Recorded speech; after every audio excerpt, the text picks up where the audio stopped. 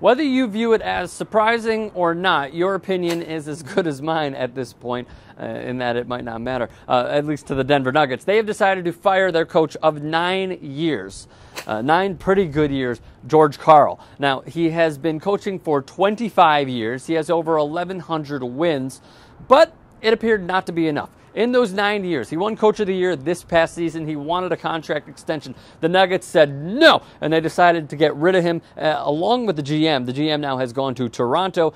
George Karl does not appear to be going that way. The Nuggets are looking into Lionel Hollins, who is going to simply become a free agent coach when his contract is up this summer, I believe in July. They should be looking into at least Brian Shaw, the Van Gundys, and Phil Jackson. I doubt Phil Jackson will go there. The Van Gundys, possibly. It seems like Jeff Van Gundy is always going to be thrown into the mix. It's kind of like Chucky being thrown into the mix as well. John Gruden, if you didn't catch my drift. So now getting back to George Karl, he only got past the first round of the playoffs one time in his 9 years. It's pretty surprising. A few others that were surprised are Kenneth Faried. You see his tweet right here.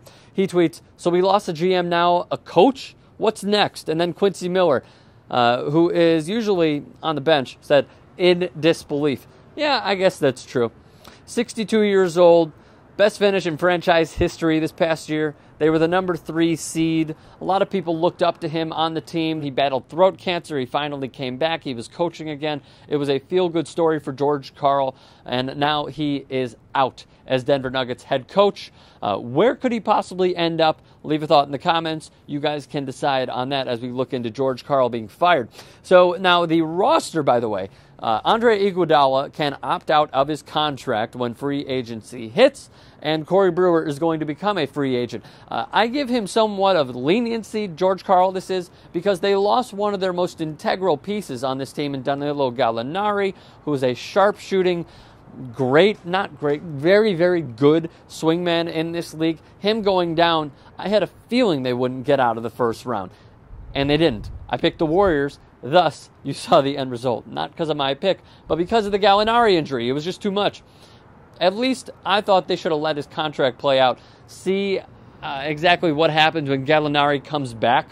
At least this is my opinion. You don't have to agree with me. I just thought losing that one piece, who was a sharpshooter, good defensively, wide wingspan, good swingman, absolutely crushes their team, and it simply did. So what do you guys think? Should George Karl have been fired? Should he have played out his contract? He wanted an extension.